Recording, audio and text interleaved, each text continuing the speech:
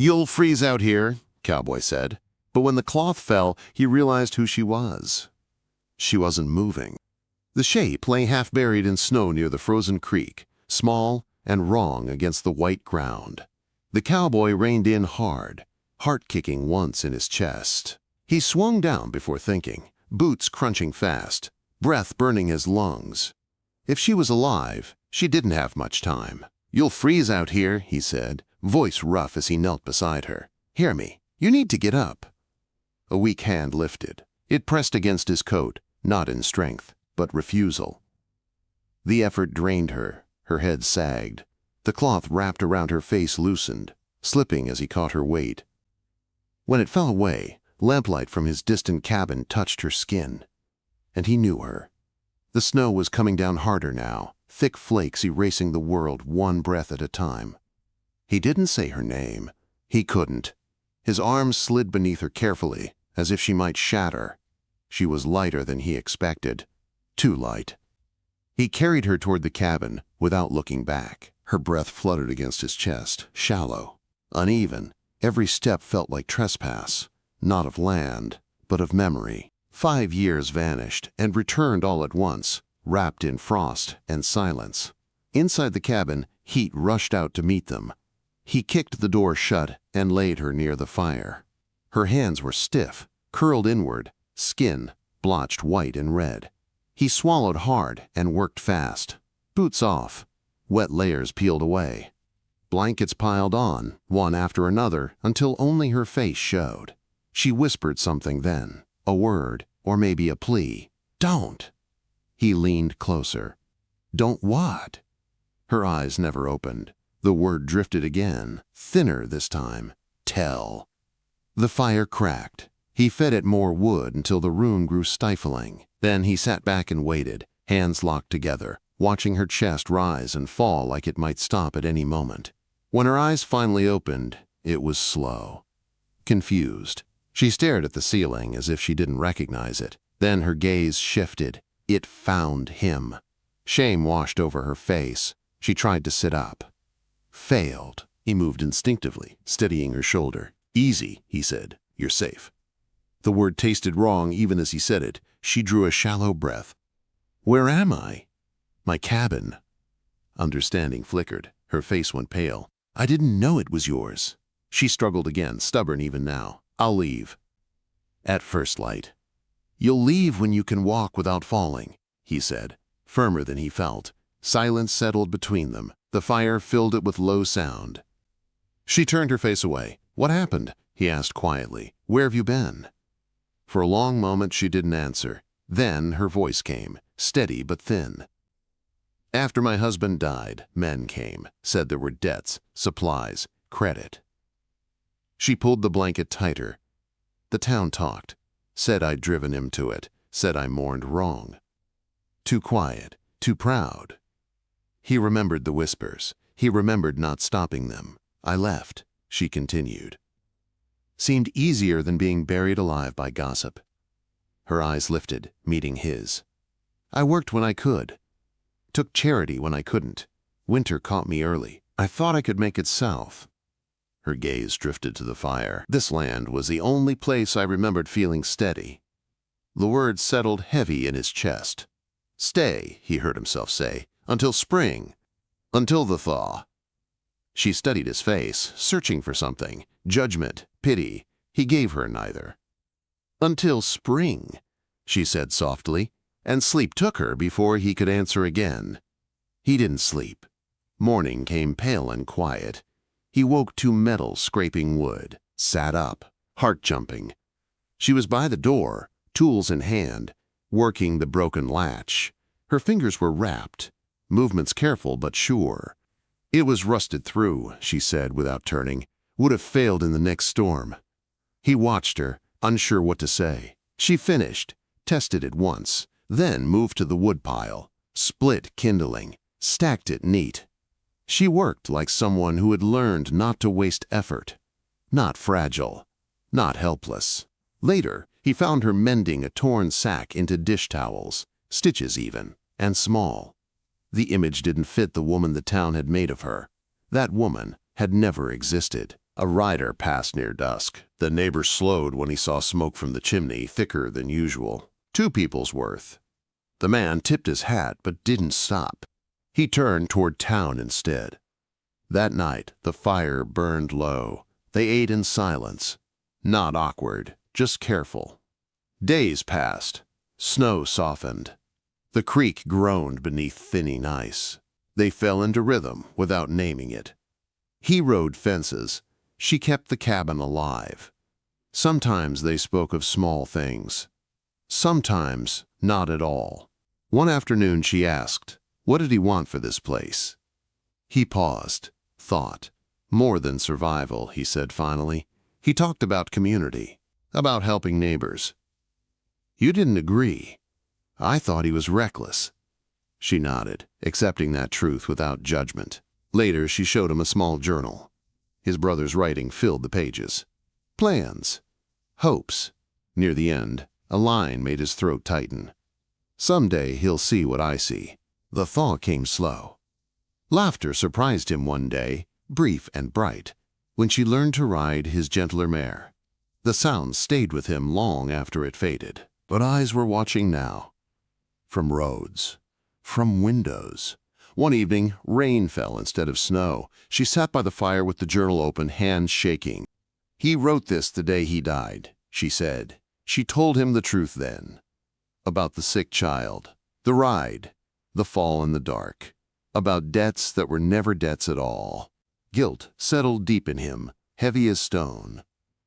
The next morning, a note lay under the door. Folded once.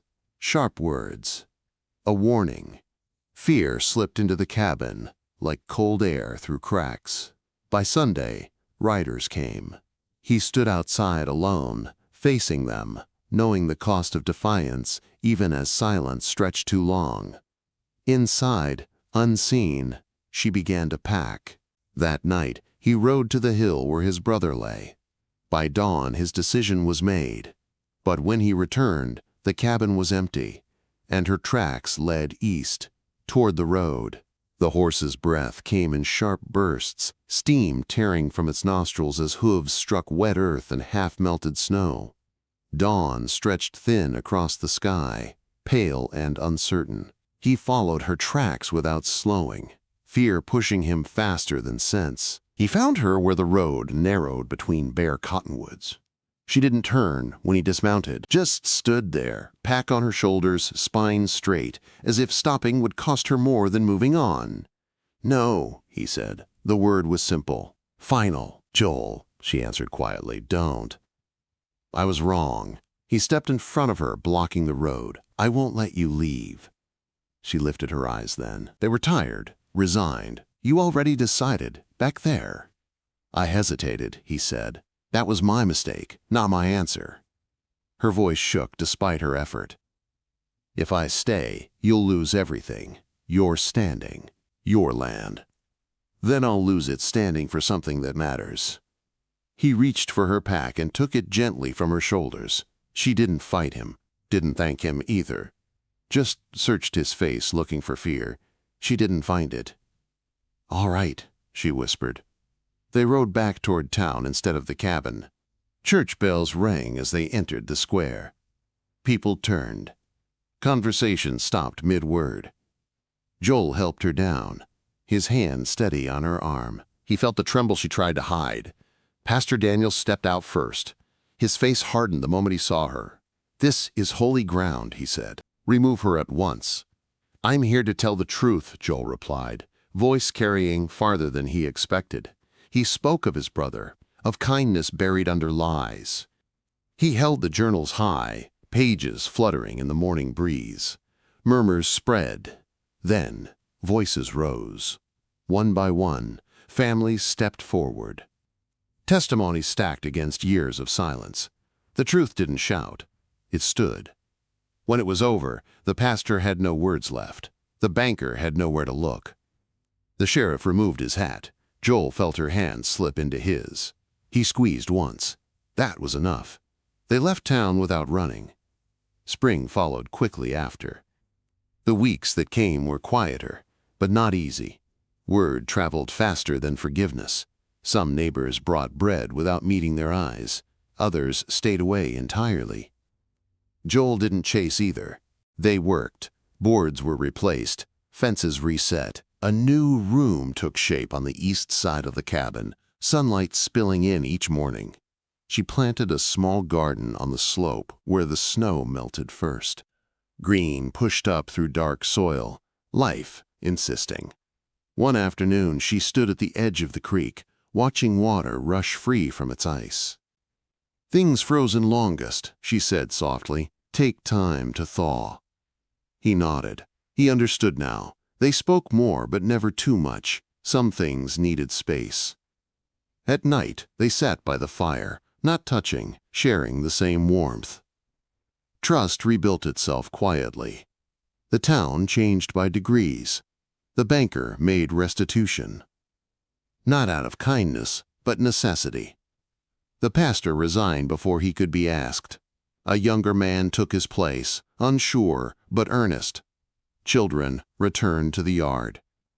Laughter followed. One evening Joel found her standing near the hill, hands folded. A proper stone marked the grave now. He joined her without speaking. "I think he'd forgive you," she said at last. "I hope so. I think he'd be glad you stayed." That night they talked until the fire burned low, not of guilt, of plans, of what could be built. Summer crept in. Wildflowers spread across the pasture in waves of color. The cabin felt different now. Lived in. Chosen. They weren't married. She asked for time, and he gave it freely. Some wounds needed patience more than promises. One morning she handed him a journal. "He had good ideas," she said with a small smile. "You should read them properly." He did. Legacy, not survival. That was the difference.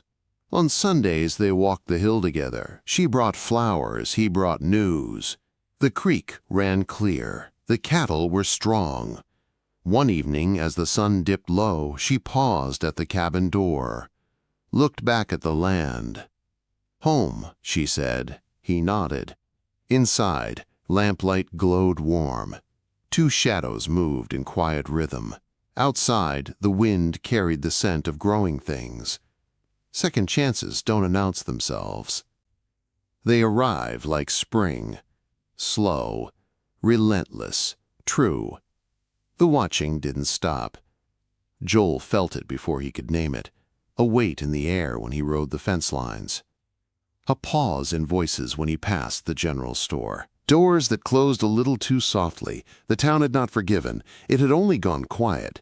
Sarah noticed it too. She never said so. She just began to rise earlier, worked later, kept the cabin running with careful order, as if tidiness could keep trouble at bay. One morning, Joel found her repairing a split board on the chicken coop. Her hands moved sure and steady, but her shoulders were tight.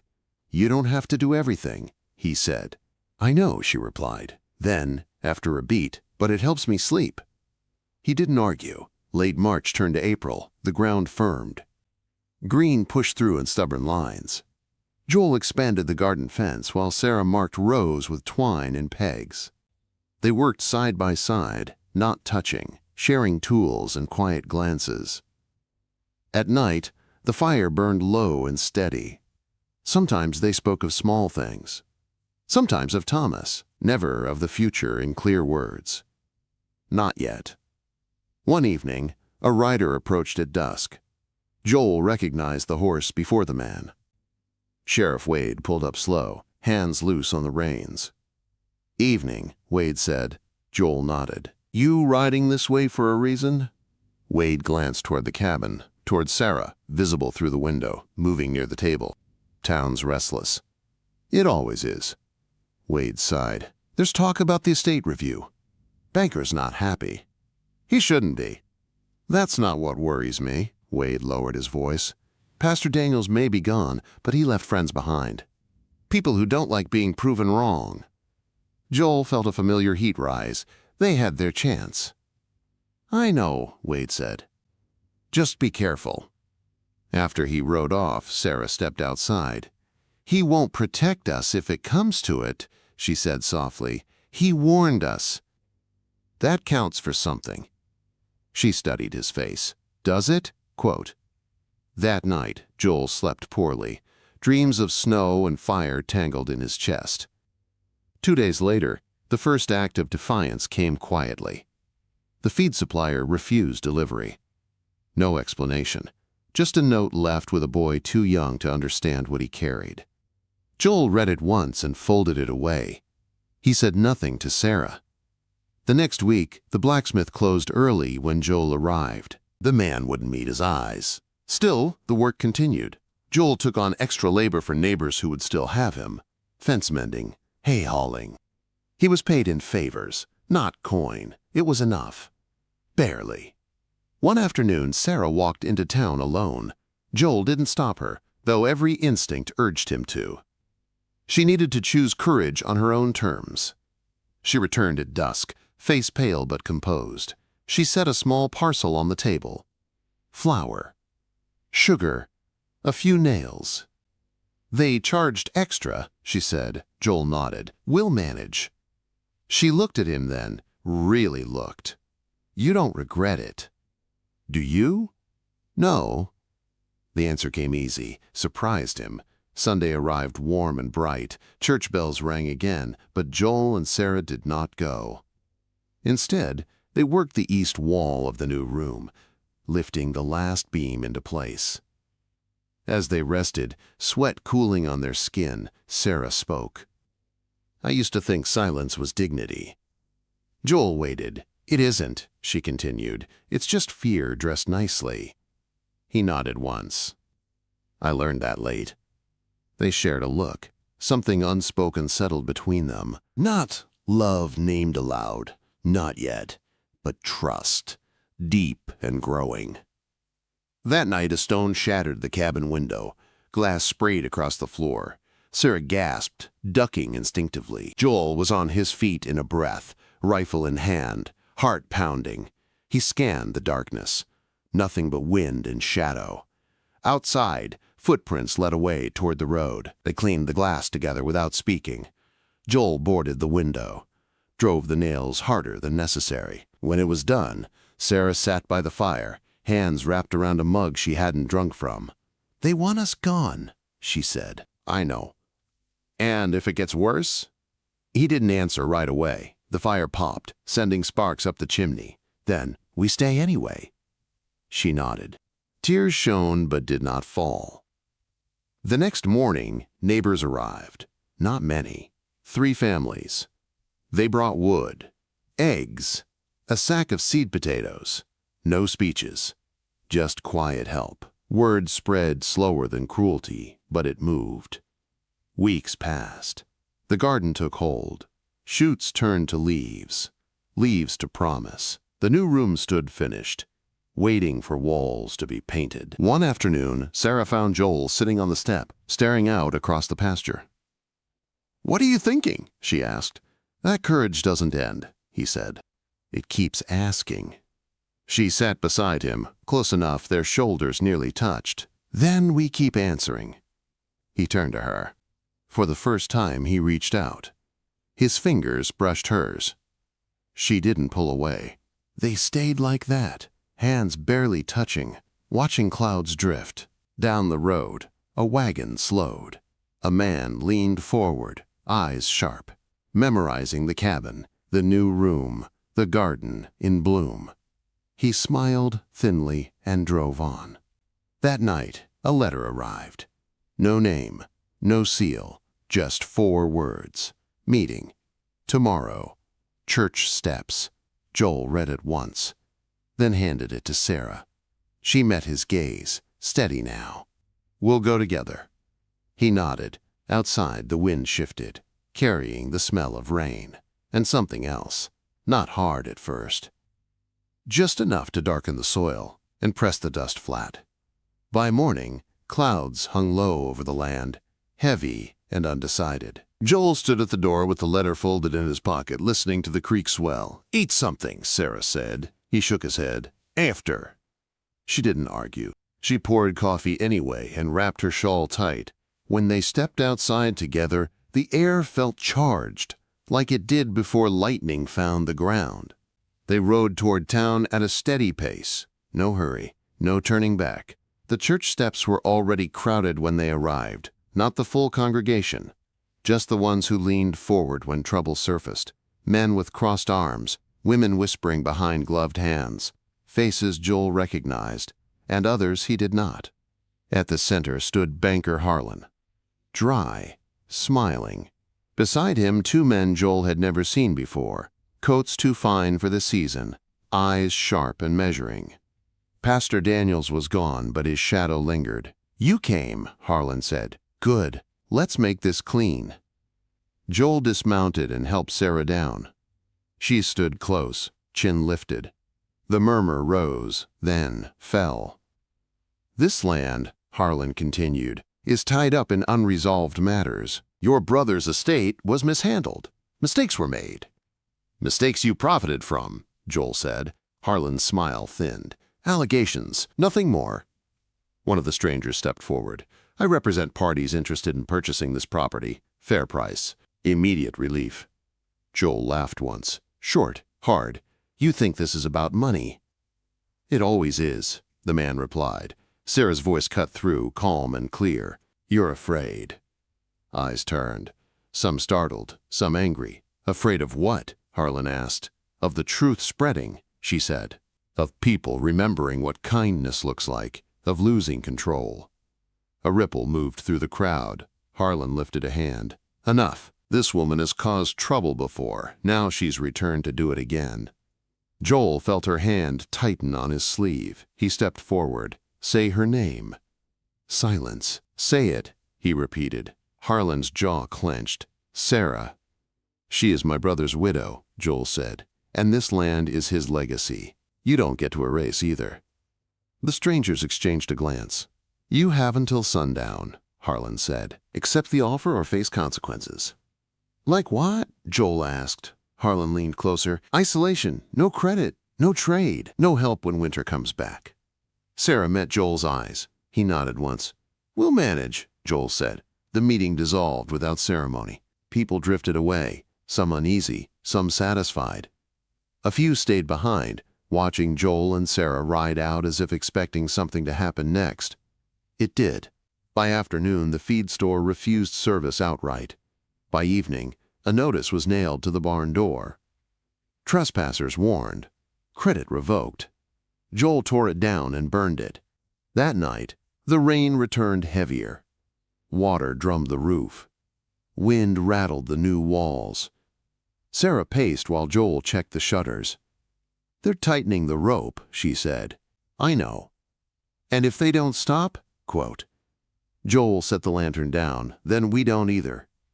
Sleep came in pieces, dreams of doors closing, of hands pulling him backward while he tried to move forward. Morning brought mud and resolve. Neighbors arrived again. More this time. A rancher with spare seed. A widow with jars of beans. A young couple with strong backs and no questions. They worked quietly, as if defiance were a language best spoken low. Word spread. By midweek, the creek overflowed its banks. Joel and Sarah worked together, redirecting water, stacking sandbags. At one point, Sarah slipped in the mud. Joel caught her. For a second, neither moved. "You okay?" he asked. "Yes." She looked up, rain on her lashes. "You?" He smiled. "Still here." They laughed then, soft, real. The next blow came at dusk. A wagon rolled up carrying Harlan and one of the strangers. Papers in hand. Sheriff Wade rode behind them, face set. "Court order," Harlan said, smug. "Temporary seizure pending investigation." Joel took the papers and read them slowly. Sarah stood beside him, breathing steady. "This isn't legal," Joel said. "It is when written by men who matter," Harlan replied. Sheriff Wade cleared his throat. "Joel, maybe step aside." Joel folded the papers. "You're asking me to abandon my home. I'm asking you not to make this worse." Sarah spoke. "It already is." She stepped forward. "You want the land? You'll have to take us with it." Harlan scoffed. "You don't belong here." "I do," she said. "I always have." For a moment, no one spoke. Rain fell. The creek roared. Then a voice called from the road. "That's enough." Rancher Henderson rode up, followed by others, more than Joel could count at first glance. Men and women, hats off, faces set. "This seizure," Henderson said, "won't stand." Harlan's confidence faltered. "This is private business." "It became public when you stole from a dead man," another voice said. Sheriff Wade looked around, eyes widening. The crowd pressed closer, not threatening, just present. Harlan backed up a step. "This isn't over."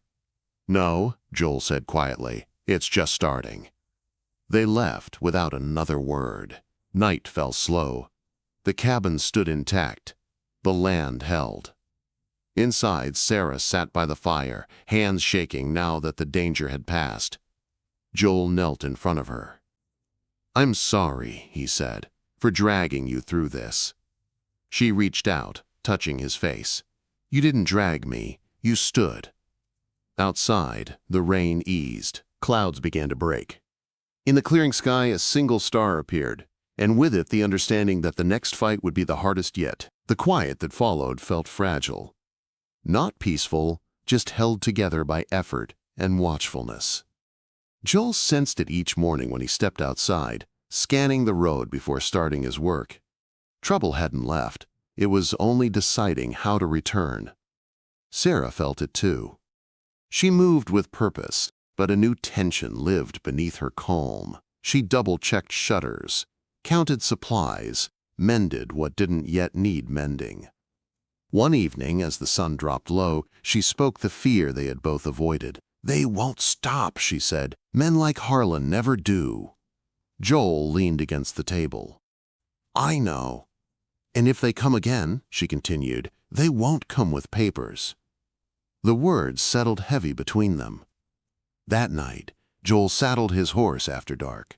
Sarah watched from the doorway, shawl pulled tight. "Where are you going?" she asked. "To finish something I should have done years ago." He rode toward town. Not fast, not slow, determined. The lights of the saloon glowed warm against the night. Joel dismounted and stepped inside. Conversation faltered. Glasses paused mid-lift. He didn't look around. He walked straight to the bar. "I need to speak," he said. No one laughed. No one challenged him. Joel turned, facing the room. Men he'd worked beside.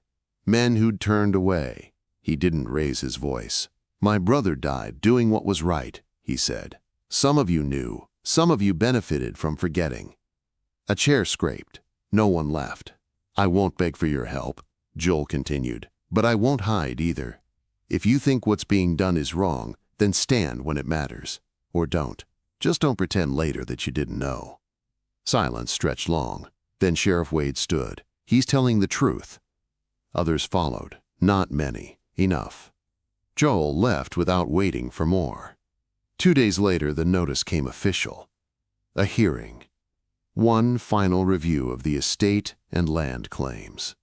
Harlan had pushed for it, certain he could still win. The date was set for Saturday. Sarah read the paper twice, then folded it carefully. "This is it." "Yes." "If we lose?" Joel met her eyes. "Then we lose, honestly."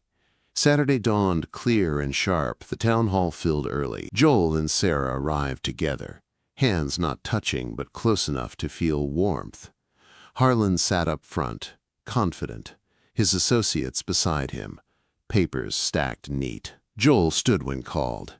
He brought the journals, letters, receipts, names. He spoke plainly, no anger, no drama. Sarah spoke next. She told them what it was like to be erased, to be blamed, because silence was easier than truth. Her voice didn't break. That was what broke something in the room. Witnesses came forward. Henderson, the widow, others Joel hadn't expected. Stories layered until the lies could no longer hold. Harlan objected, argued, scoffed. But the weight had shifted. When the ruling came, it was quiet. The land was Joel's. The restitution stood. Harlan's claims were dismissed. For a moment, no one moved. Then Sarah let out a breath she'd been holding for years. Outside, the sky felt wider. They walked back to the horses together. Joel stopped halfway across the square. "There's something I need to say," he said. She turned.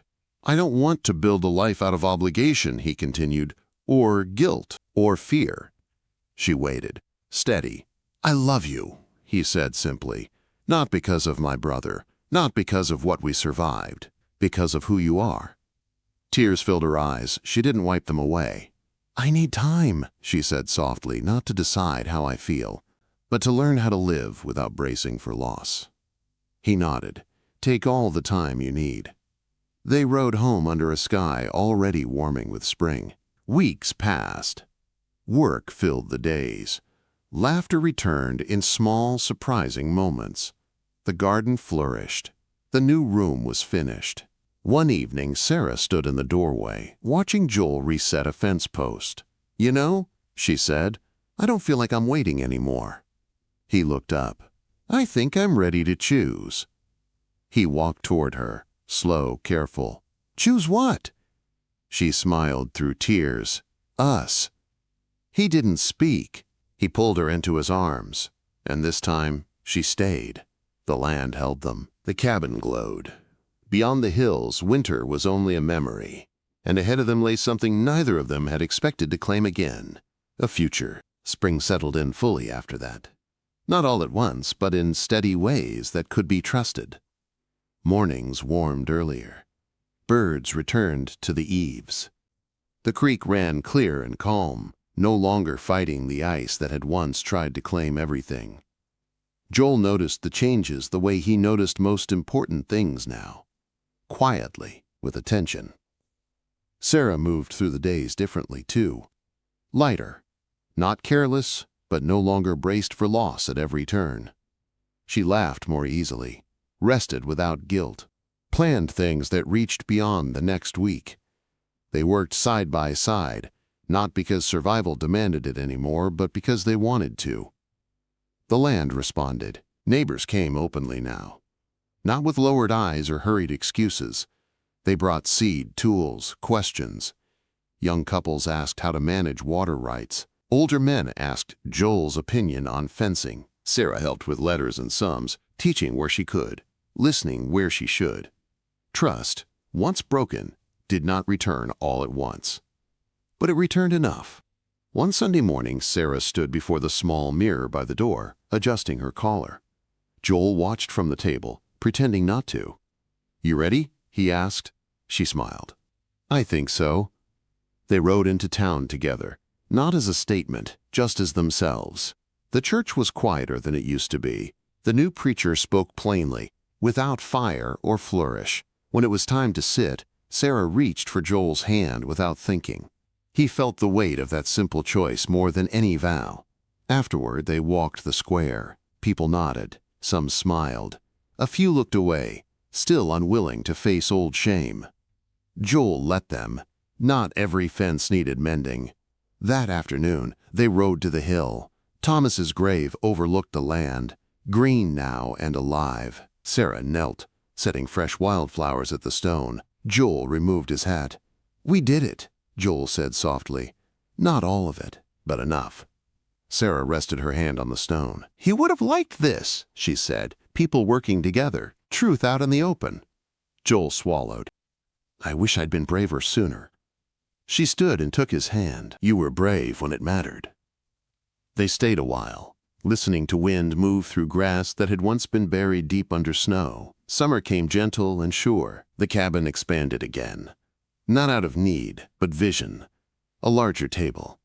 More light. A place for guests who no longer hesitated to come. One evening, as fireflies flickered along the pasture edge, Joel set his tools aside and walked toward Sarah. She was seated on the step, a basket of mended clothes beside her. "There's something I want to ask," he said. She looked up, already knowing. "I don't want promises made from fear," he continued, "or gratitude or pressure." She stood slowly. "Neither do I." He took her hands. "Will you choose this life with me? Fully, freely?" Tears filled her eyes, but her voice was steady. "Yes." They didn't rush, no grand announcement, no crowd. They married in early autumn, beneath a sky so clear it felt endless. A small gathering. Neighbors. Children. Laughter carried on the breeze. Sarah wore a simple dress she had sewn herself. Joel wore his best coat, worn but clean. When they spoke their vows, they spoke plainly. Truth. Partnership. Home. Afterward, they rode back to the cabin together, bells from the horses soft and steady. Years later, the land still told the story. The creek never froze as hard again. The pasture thrived. Children grew under its wide sky. Stories were told differently now, with fewer whispers and more honesty. Sometimes, in winter, Joel would stand at the window and watch snow fall. Remembering the night he had nearly walked past a shape in the storm, Sarah would come up behind him and rest her hand on his back. "We're warm," she'd say. "Yes," he'd answer. "We are." And he would mean more than the fire. Because some storms do not come to destroy, they come to reveal who we are willing to become. If you felt this tale in your heart, don't forget to like, share, and subscribe to Archives of the Wild West, where every story rides through the dust, the danger, and the kind of love that never dies. See you in the next tale, partner.